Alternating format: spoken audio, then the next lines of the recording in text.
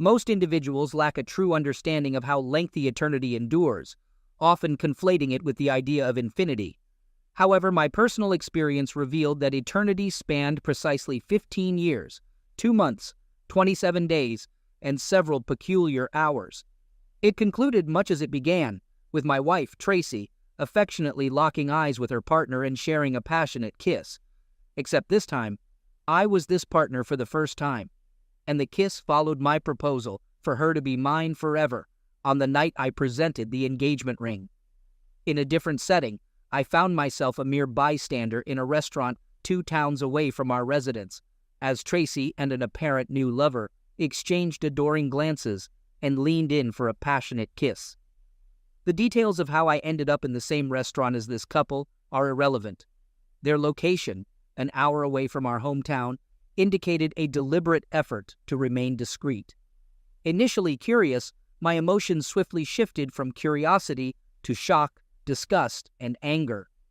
As the scene unfolded before me, I briefly entertained the thought of confronting them physically. However, I was always taught never to smack a woman, so I sat there in complete astonishment. Since they focused solely on each other, feeling secure that no one who knew them would see, they leisurely enjoyed their meal, occasionally engaging in a kissing game. I ate slowly, had dessert, and observed them throughout. My emotions fluctuated between rage and helplessness. Upon finishing their meal, they stood up, held hands, and left. Seated there in silent rage, I felt like the most ignorant fool. I had been married to Tracy for over 14 years, with 2 exclusive years preceding that. Yet, I never suspected she was switching both ways. She never showed interest in another woman, never dropping hints in any conversation we ever had. I erroneously believed I knew her inside and out, anticipating growing old together. The revelation of her switch hitting paled in comparison to the anger I felt at her apparent infidelity, regardless of the gender of her partner. She had redirected her love, betraying the commitment we made many years ago. When she accepted my ring, it signified an enduring eternity, seemingly timeless. Who would have thought that some eternities have an expiration date? Settling the bill, I entered the car and drove home slowly. I had much to contemplate. Tracy did not anticipate my early return after the trip, but fortunately, I resolved all issues ahead of schedule. Hence, I headed home on Friday evening instead of Saturday afternoon as initially planned. I had been away since Monday morning, and apart from missing Tracy and the kids, the absence of closeness for more than 3 consecutive days left me with pent-up energy that needed release, at least until I witnessed what unfolded in the restaurant. I was an hour away from our hometown and could have easily driven straight through. However, since I was ahead of schedule, I opted to go out to dinner for a break from driving, and the rest, as they say, is history. Our kids are 12 and 10, old enough to be left alone for the evening if Tracy wanted to go out, which I had no issue with. However, I wondered if they were aware of the situation, since neither had mentioned anything different. Perhaps they were as in the dark as I was, I thought. Regardless, I knew they wouldn't be pleased with what happened next. On the way home, I engaged in the usual self-analysis. What did I do wrong? How long did it last? Etc. At least I didn't have to worry about her lover having a larger manhood than me. Chuckling, I'm talking about myself. Gallows humor. I walked in the door at 9, and Tracy still wasn't home. My daughters Lisa, 12, and Ariel, 10, greeted me happily, but I watched without truly seeing them, nervous and doubtful that I would be home early. The same couldn't be said for Tracy. When Tracy entered about 2 hours later, she must have noticed my car in the garage and freshened up a bit. I observed a shift in her demeanor, appearing less content than in our previous encounters. She inquired about my unexpected presence, expressing concern with her first words. I responded playfully, emphasizing her greeting. Tracy, with a slight twitch in her forehead, mentioned that if she had known I would be home early, she would have prepared a nice dinner. She went on to reveal that she had ordered pizza for the kids, and she and Kate had opted for wine and sandwiches downtown. Tracy, avoiding eye contact, asked if I remembered Kate from my office and if she had mentioned her before. Despite her dishonesty, I replied affirmatively.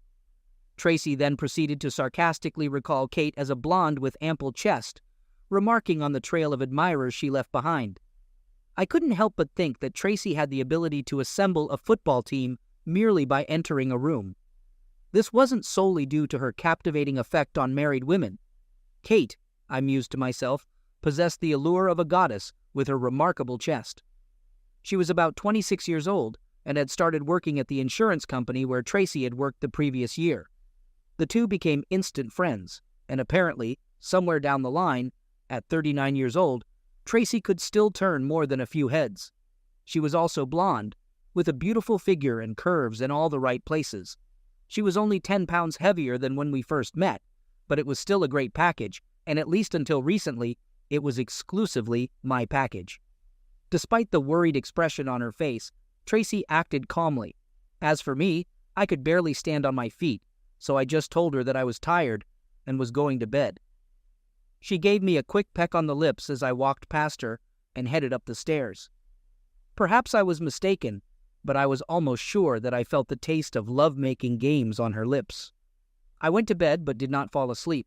The kids went to bed before me, so when I heard a quiet conversation a few minutes later, I realized Tracy was talking to Kate on the phone. It was a short conversation, and a few minutes later, I heard Tracy getting into the shower in our master bathroom. Either I scared her so much that she quit the game and wasn't as careful as before, or she thought I was dreaming and wouldn't find out about it. My heart sank even lower. Between kid stuff and housework, I didn't have to interact with Tracy too much for the rest of the weekend.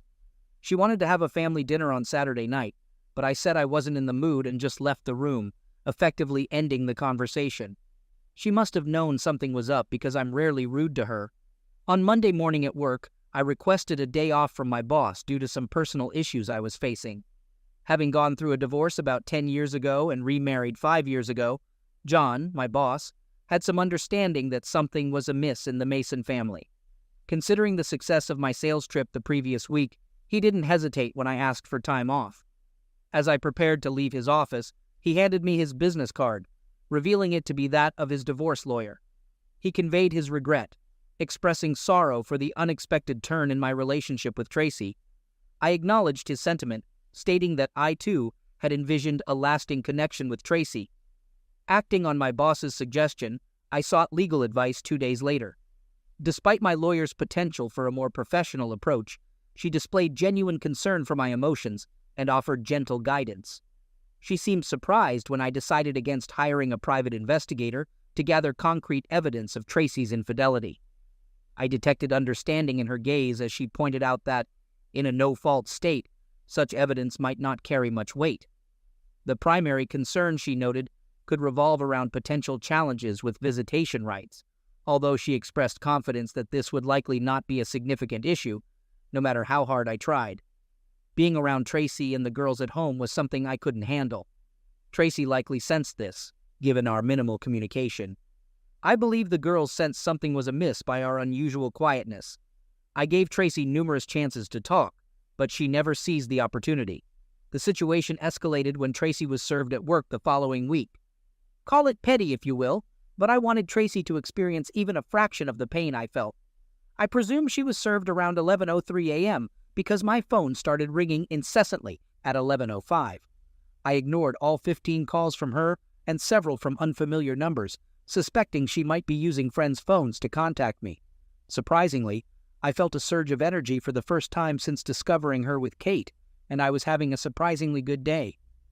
Tracy's car was already in the garage when I arrived at 5:30. She wasted no time acknowledging her presence, expressing her anger about being served in front of friends and colleagues. I remained silent until entering the house and putting down my things. The girls were in the living room, engrossed in what seemed to be a movie on the big screen. I calmly stated that I wanted to ensure she was served alongside her mistress for her own comfort. Tracy's anger disappeared, replaced by tears. I retorted, questioning her knowledge about Kate and remarking on the lack of caution in their actions. I asked her 2 things, how long and when she had planned to tell me. She responded, admitting it had been about 6 months and insisting they were planning to inform me soon. In less than 30 seconds, Tracy's demeanor shifted from venomous to defeated. She stumbled to the kitchen table and sat down. I walked over to the drinks cabinet, grabbed a bottle of Buffalo Trace bourbon, poured myself a double, and sat across from her. If looks could homicide, she would have perished within the first 2 seconds. I observed her, and she couldn't tear her eyes away from the table. Quietly, I asked how I couldn't have known about her switch hitting after all this time. She responded that she, too, had only recently discovered it about herself. She insisted it wasn't planned, it just happened. Finally, she looked at me and held my gaze, saying that it shouldn't change anything between us. Tracy expressed her continued love for me and the need to explore this new aspect of herself. She asked for my support and more time to explore, stating that it was her turn. I expressed my shock, questioning whether 6 months was insufficient for her exploration. I mentioned that if she truly loved me, she would remember our vows and not entertain the idea of exploring at all. I shared my belief that fidelity transcended gender, and she shouldn't have considered such actions. She countered by suggesting that true love could forgive a mistake, to which I argued that once could be a mistake, but 6 months indicated a conscious decision. I expressed my frustration, emphasizing that love should not give her the license to tear my heart out and jeopardize our family. I asserted that her actions had nothing to do with gender, labeling her self-centered. She retorted, insisting that it had a lot to do with girls, and accused me of being a complainer. I confronted her, accusing her of turning into a piece of garbage before my eyes, and challenged her love for me, claiming she now loved me like a pet rather than a man. I accused her of being in love with the other woman, pointing out that I had fallen to second place. When she denied it, I yelled at her to stop, asserting that I knew what I saw and knew her better than anyone else. She looked guilty, and it dawned on her that I had seen them together. Despite her quick attempt to salvage the situation, I argued that it didn't change the fact that she loved someone else instead of me. I expressed the sentiment that everything might have been different if it were another man. At least then, I could confront him. She asked if we could be civil, to which I responded uncertainly, acknowledging the painful truth that she had fallen in love with a woman who had become her mistress, ultimately stealing my wife.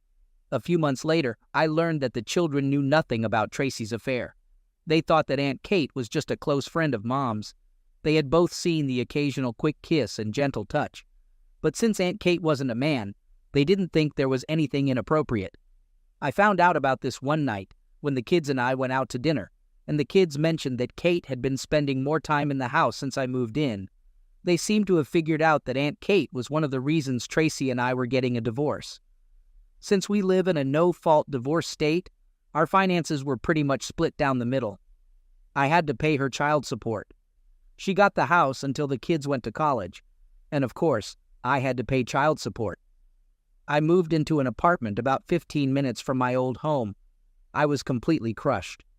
Tracy and I kept in touch through the girls.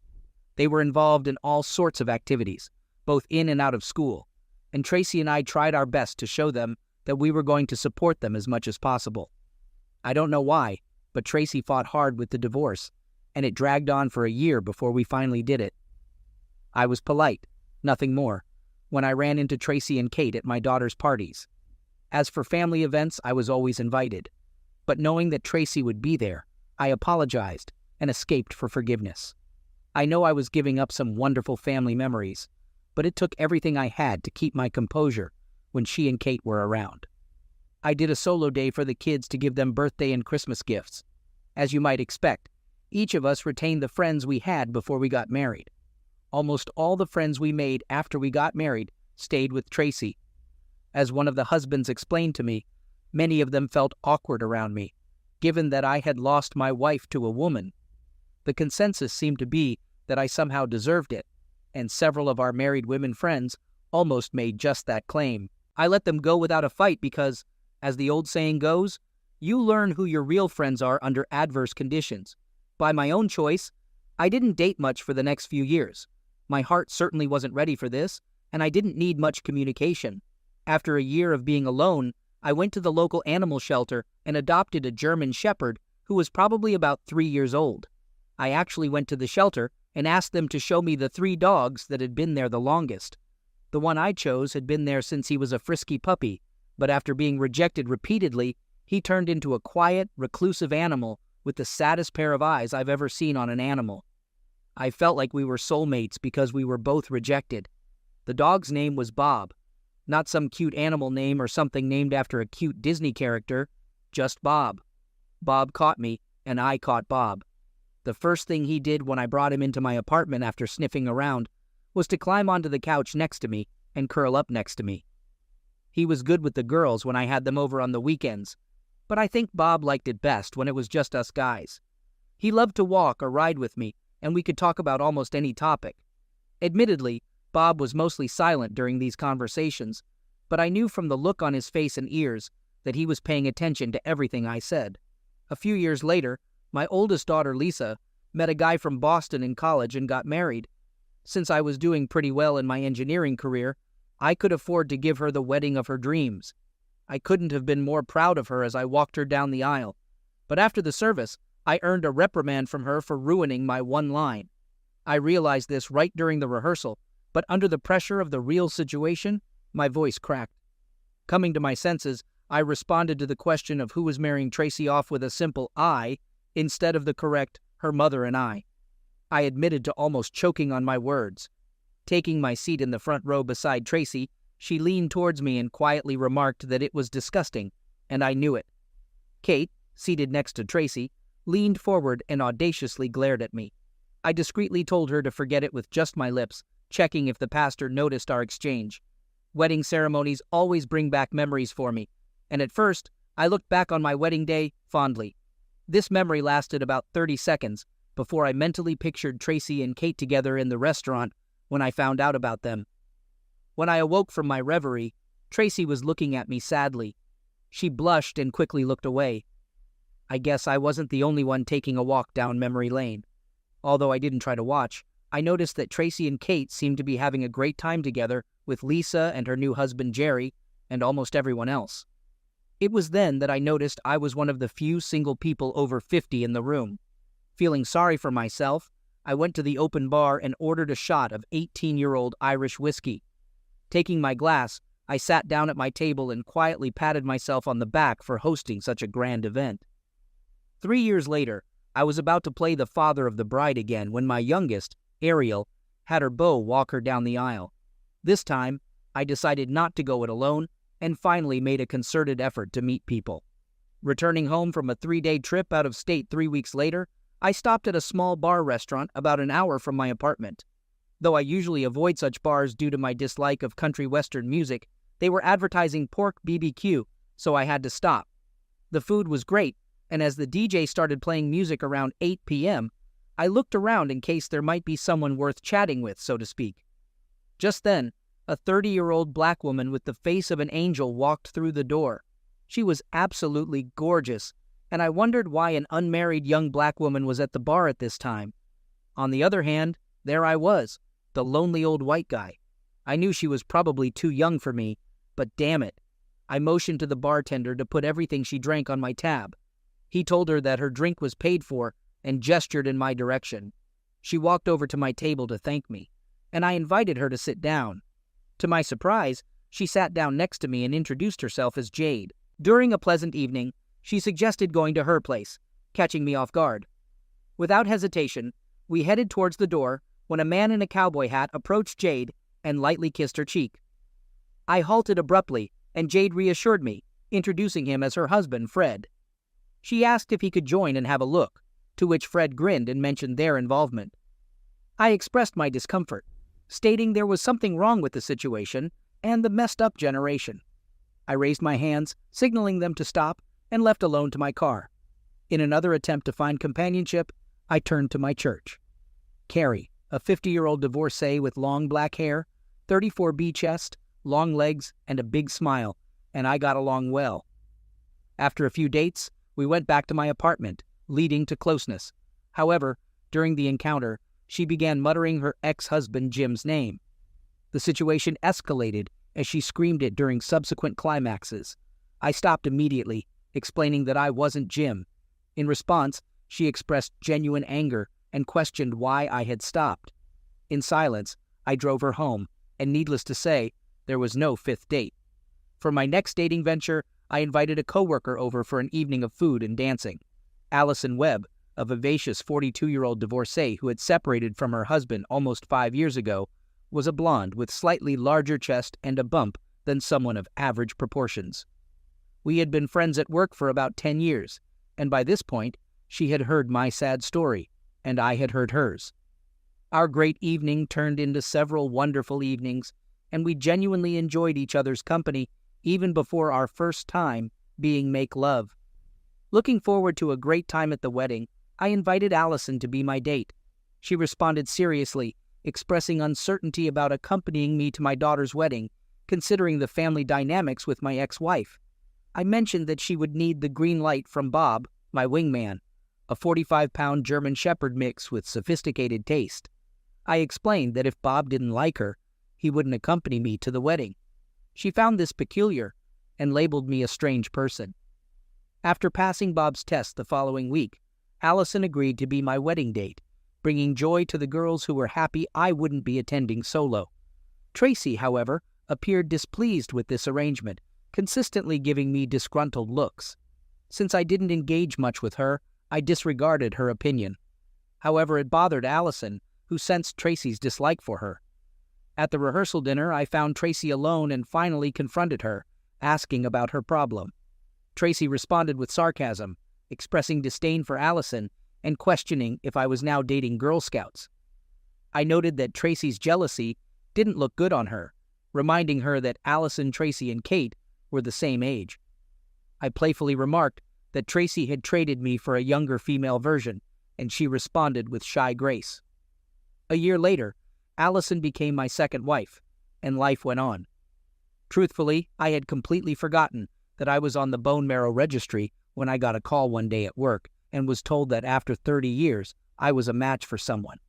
Thrilled at the opportunity to help save someone's life, I knew the bone marrow extraction would be somewhat inconvenient, but my hero complex made me more than willing to undergo the procedure. Further testing was required, and if it was favorable, the extraction would be scheduled for 2 weeks. After granting my consent, I told them I was on board. While not very religious, I believe in God, and there's an old saying that God works in mysterious ways. I never thought about it until 4 days later when I spoke on the phone with my oldest daughter, Lisa, during our weekly conversation. Ariel and I avoid discussing Tracy's life, but Lisa mentioned that bone marrow had been found for Aunt Kate, and they were actively involved.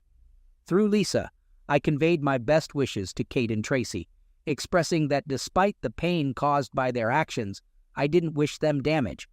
Lisa warned that as an adult, I could call them myself.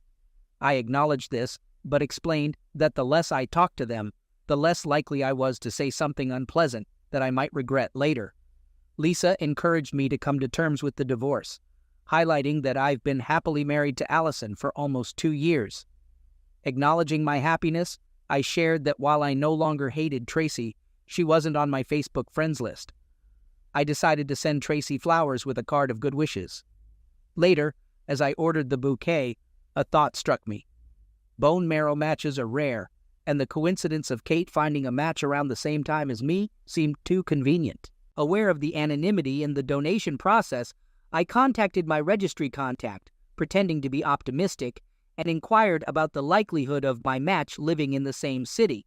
She stuttered and admitted it was the first time someone had identified their match. Frustrated, I realized I was going to donate bone marrow to Tracy. Angered by the situation, I reflected on how she stole my wife, never apologized, and now expected me to save her life through a bone marrow donation. I determined it wouldn't happen. 2 days later, I called my receptionist back and said I was refusing to make the donation. She almost burst into tears, and when she came to her senses, she asked me if there was any specific reason why I backed down. She explained that although I had the right to refuse, this was almost never done and would cause great consternation at the registry. I apologized for causing horror, but told her it was in my own best interest to refuse. She muttered that she was sorry and told me that if I changed my mind in the very near future, I should call her. Allison was furious when I told her I had turned down the donation. I didn't tell her that I found out who the donation was supposed to go to. She just knew that I had abandoned the obligation to possibly save someone's life. My wife expressed her frustration, practically screaming at me, questioning why, after expressing the desire to help, I now wanted to ruin someone's life. It was the first time I heard Allison use strong language, and I decided to be honest with her, explaining that I wouldn't have informed my ex-wife or Kate about the donation if I had a choice. She was unimpressed by my reasoning, accusing me of denying Kate a chance at life for revenge.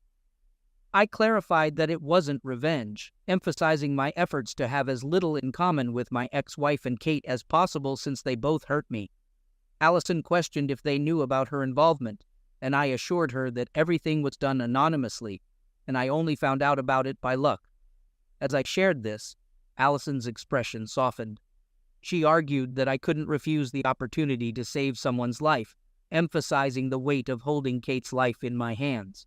She whispered that I was too nice a guy to withhold help, and that the guilt would eventually consume me. I disagreed, stating that I wouldn't feel guilty as Kate and Tracy had broken my heart. I emphasized that they would never know it was me. Allison expressed concern, mentioning the hope they had and how my decision might have ruined it for them. Allison and I continued to have disagreements, and it felt like we were growing apart as a couple. Our differences seemed more pronounced than ever. At one point, she asked about my Christian charity, to which I responded by questioning whether I should blindly give money to someone who might damage me. She called me ridiculous in response. I explained that they hadn't torn out my heart and turned my world upside down like they did to me. I expressed my reluctance to simply shrug off the pain and help them after 17 years. I reminded her that Tracy had been married to Kate longer than to her and suggested she deal with it. Allison insisted they had made a decision, and I replied quietly that they could live or not, indifferent to their fate. A few days later, on a Saturday afternoon, I left the room, informing Allison that I was going to the range to blow off some steam. She reminded me to be back before dinner as the girls were coming and didn't want me to smell like gunpowder, instructing me to take a shower before we ate. I knocked the living crap out of the target with 500 rounds from my 9mm Whitefish. I can't explain why, but shooting always relaxes me. I think it's because you have to really concentrate on what you're doing, and when you stop concentrating so hard, your body goes into a relaxed mode. At least that's my thought, and I stand by it. I definitely smelled like gunpowder when I got home. So when I got home, I quickly headed to the shower. I glanced at the dining table. There was set for 6 people, and from the smell, Allison was cooking a roast.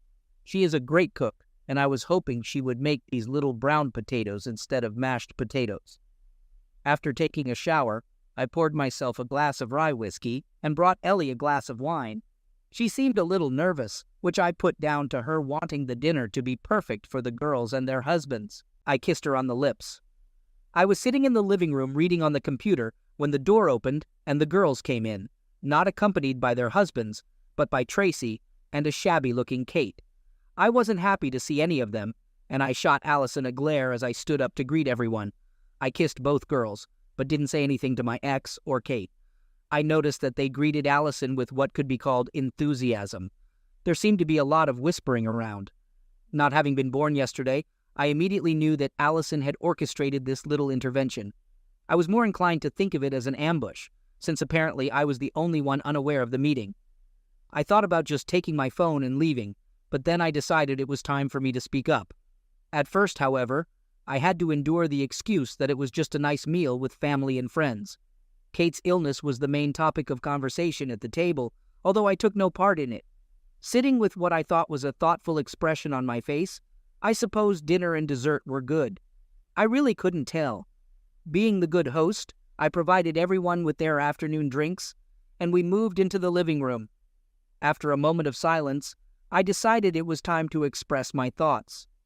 I questioned who would speak first: the woman who had betrayed my trust to arrange the meeting, the woman who had broken my heart years ago but now believed I owed her a favor, or perhaps the woman who had taken a married woman from her unsuspecting, loving husband and now needed help for a chance at life. As I made my statement, I looked at each face in turn, and none of the women could meet my gaze. Allison seemed excited when I called her name, and my eldest daughter, Lisa, took the initiative to speak. She acknowledged my lingering anger towards Mom and Aunt Kate, but criticized my refusal to donate bone marrow as childish and petty, stating it was beneath me. Lisa argued that seeking revenge by denying someone a chance at life was wrong, emphasizing that it involved a person's life, not a frivolous act like hitting someone with a whipped cake. I took a sip of rye whiskey and cleared my throat, shaking my head slightly. I expressed my anger and stated that every action in life has consequences. I noted that Tracy and Kate never expected such severe consequences, but were now trying to make their problem mine. I highlighted the unexpected opportunity to make a difference in the life of someone who had wronged me. Despite their belief that it was driven by revenge, I suggested it might also be a way for me to regain some self-respect. After all, how much self-respect could I have if I helped the man who stole my wife survive? And I don't think any of you even consider the fact that you think I should be easier on Kate because she's a woman. If her name was Carl and he was a 200-pound man, most of you would probably think that I would be right about what I do. But it doesn't matter to me that Kate is a woman. She's a wife-stealing cow. She knew what she was doing was wrong. Kate attempted to convey her feelings by staring intensely at the carpet. Seated beside her on the couch, Tracy reached over and gently squeezed Kate's hand. I asserted that my decision was not driven by revenge, but by hatred towards Kate. I expressed that I despised her, harboring no intention of assisting her in any situation. I highlighted my minimal communication with her during the 17 years she was with Tracy. Tracy sniffled, holding back tears, and questioned whether I hated her to the extent that I would deprive someone else of a chance to live. She appealed to my past love for her, suggesting that considering it a noble thing to do would be a matter of honor. I retorted, expressing skepticism about Tracy's notion of honor, calling her a fancy woman, and stating that she had no right to lecture me on what honor is. My volume level rose, and I tried my best not to tell them all, including Allison, to burn in hell and leave me alone. I took a couple of deep breaths, and Allison apparently decided that I wasn't angry enough with her. She quietly told me that I'm a good person and always do the right thing, emphasizing that retreating is wrong and that I would never be able to live with myself if I did that. Lisa interjected, reminding me that I taught Ariel and her to always do the right thing, even if it seems wrong. Acknowledging this, I asserted that my decision was for me, to avoid any regrets or loss of sleep. Kate suddenly exclaimed, pleading with me not to let her die. Despite acknowledging the offense I felt, she appealed to the grim reality of her situation, mentioning the slim chances of survival unless I donated my bone marrow. Kate's eyes looked haunted. Asking me to help save her life must have been the hardest thing she's ever done. I looked deep into those haunted eyes. I did not feel the joy of confirming my decision, but I confirmed it. No, that's all, I said. I didn't say the phrasey, I'm sorry, because frankly, I wasn't sorry. I won't do anything in my power to help this woman. Kate took my answer better than Tracy, who burst into tears. Allison walked over to the couple to calm them down, and I heard her whisper, I'll try. I'll talk to him.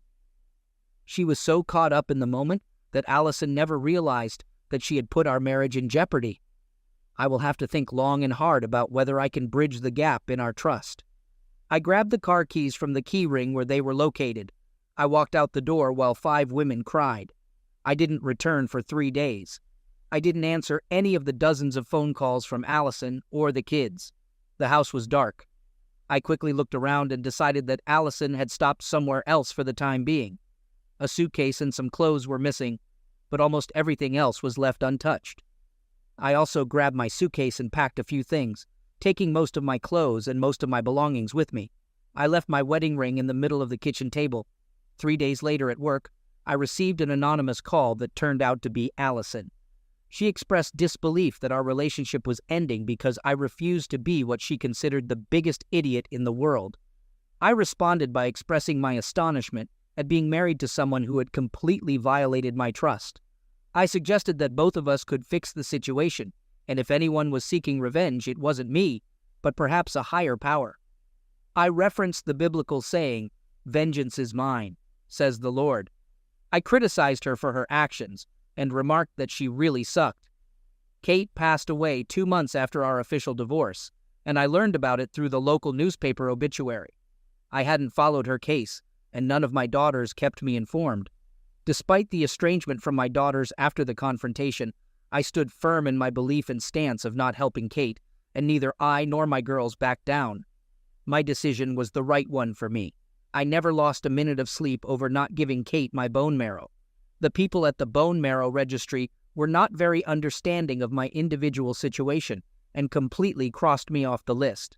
I was fine with this because the likelihood of me getting a second match was extremely unlikely. Bob was a bit moody and not exactly thrilled with any of the women I'd brought home over the past year or so. But that was okay, because at 62, I wasn't really looking for wife number 3. Somewhat surprisingly, I was still getting my share of good closeness. I learned that at that age, eligible women outnumbered eligible men about 4-1. And if her health was good, there was a good chance my girlfriend was ready for a roll in the hay for the evening. Of course, we couldn't frolic with too much youth. After all, neither of us wanted to break a hip. But more often than not, we both enjoyed a nice roll in the hay. I jokingly called my ladies my handsome old singletons. I hadn't spoken to anyone in my family for over 4 years. When my youngest Ariel called to tell me that Tracy had died a few days ago, she thought I should know and invited me to the funeral. We had 15 good years together and had 2 kids, so I figured I should at least show up. Maybe I can improve my relationship with the girls. I sat in the back alone. It was a good ceremony. After the funeral, I approached the girls and their families. I received shy hugs from the girls, firm handshakes from their husbands, and shy greetings from my 3 grandchildren. We went to a nearby restaurant to talk. About 3 minutes passed before the first salvo was fired. This came from Lisa. She abruptly questioned why Aunt Kate was allowed to die, and I responded, noting the unchanged nature of the conversation after 4 years. Referring to Kate as a wife thief, I asserted that it would be the final discussion on the matter. Changing the topic, I pointed out a young man at the bar, suggesting a hypothetical scenario where he kissed Lisa. Jerry expressed without hesitation that he would damage him, and when asked about a potential affair, he stated the man would already be dead. I drew a parallel, mentioning that since he would be dead, Jerry wouldn't have to worry about donating bone marrow if he fell sick. Jerry agreed, and I clarified that I didn't save Kate's life, partly due to her being a woman, which may have been a mistake. I asserted that I shouldn't have saved the life of the man involved with my wife or the one who stole it.